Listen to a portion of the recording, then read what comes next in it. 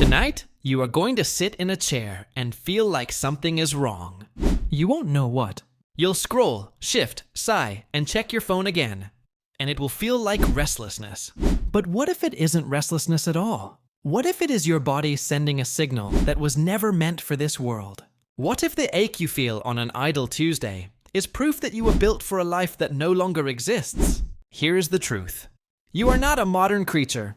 Not even close. Your brain, your nervous system, your instincts, your emotional wiring. They were all forged over hundreds of thousands of years in a world that looked nothing like this one. Anthropologist Daniel Lieberman at Harvard calls this mismatch. He defines it as the growing gap between the bodies and minds we inherited from our ancestors and the environments we have created for ourselves. And that gap, he argues, is not shrinking. It is getting wider every decade. So ask yourself this.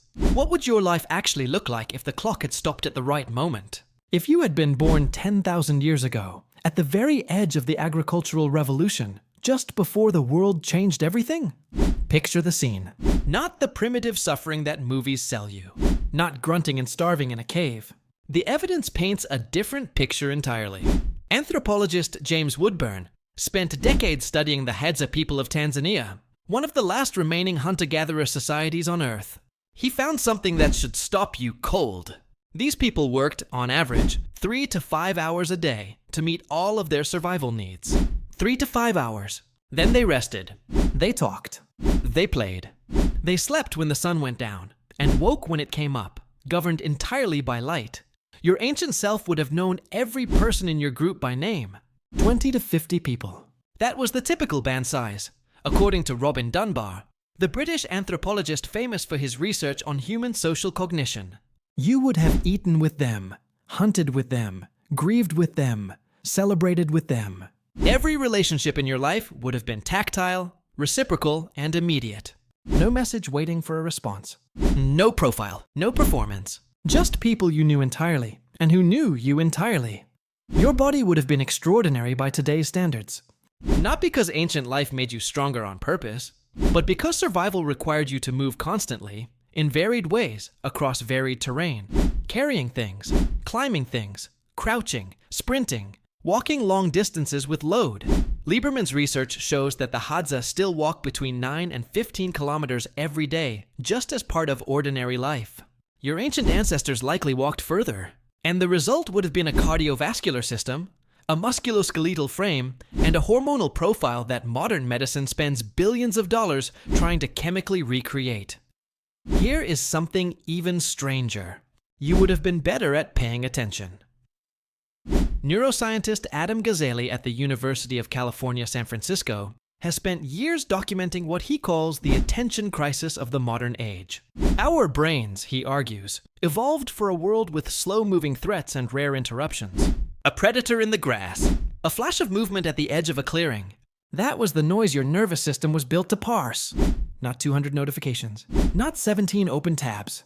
Not the infinite scroll. Your ancient brain would have been exceptional at sustained focus in a natural environment because that is what survival demanded. Today, that same brain is being asked to do something it was never designed for. And it is failing. You would have also had a profoundly different relationship with meaning. Psychologist Martin Seligman, known for founding the field of positive psychology, argues that meaning is one of the core pillars of human well-being. And in the ancient world, meaning was not something you searched for. It was embedded in everything you did. Every action had direct consequence. The food you gathered fed someone you loved. The shelter you built protected people who depended on you. The skills you developed were immediately tested against reality. There was no gap between effort and outcome, between labor and life. Now consider your daily life. Consider the work that fills your waking hours. How often do you touch the direct result of your effort? How often does what you produce feed someone, or shelter someone, or save someone right in front of you? For most people, in most modern jobs, the answer is almost never. The chain of consequence is so long and so abstracted that meaning has to be manufactured rather than simply lived.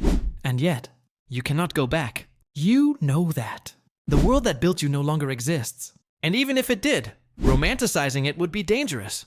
Ancient life carried brutal realities. Child mortality was devastating. Injuries that are trivially treated today were often fatal. Violence between groups was not rare. Dental disease was agonizing. Life expectancy at birth was low. Not because people aged faster, but because so many died young. You would not have wanted to live with an infected tooth or a broken femur 100 miles from anyone who could help you. But here is the question that actually matters. Not whether ancient life was better, but which parts of you are still living there.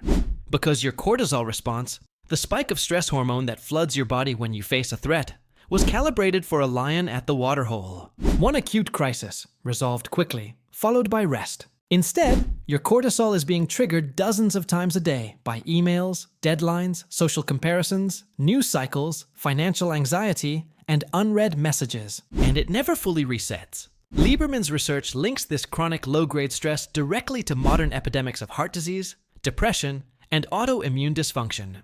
Your body is not broken. It is fighting a war using weapons that were never built for this battlefield. Your hunger signals were designed for scarcity. When sweet or fatty food was available, you ate as much as possible because you did not know when it would appear again. That instinct was a survival advantage for hundreds of thousands of years. In a world built on engineered hyperpalatable food, optimized by food scientists to hijack exactly that signal, it becomes a liability. You are not weak-willed. You are operating ancient software in a world that has learned how to hack it. Your need for social belonging, which Dunbar mapped in extraordinary detail, was calibrated for a group of 50. Your nervous system treats social rejection as a physical threat, because in the ancient world, exile from the group was a death sentence.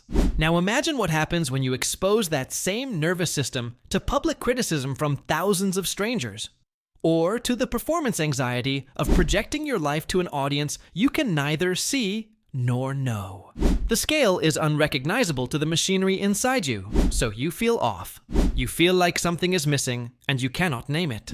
You crave simplicity, stillness, real conversation, physical work, uninterrupted sleep, a sense that what you do today actually matters to someone standing in front of you.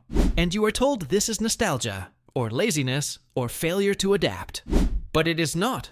It is ancient biological intelligence sending accurate signals into a world that has no idea what to do with them. Researchers like Lieberman call this evolutionary mismatch, and they argue it may be the single most important lens through which to understand modern suffering. Not a flaw in you, Not a character weakness, a calibration problem. You are a precision instrument designed for a specific environment, and that environment is gone. The solution, most scientists agree, is not to return. It is to selectively import, to walk more than you drive when you can, to eat food that resembles what food used to be, to protect relationships that are deep and few, rather than wide and shallow, to create conditions for genuine sustained focus, to find work or build work where the consequence of your effort is visible, to sleep in darkness and wake with light, to touch the ground sometimes, not because it is spiritual, because it is physiological. You were not born in the wrong era, but you were built by one. And tonight, when you sit in that chair and feel the restlessness rise, you will know what it is now. It is not a malfunction. It is a message from something very old inside you. Still watching the grass.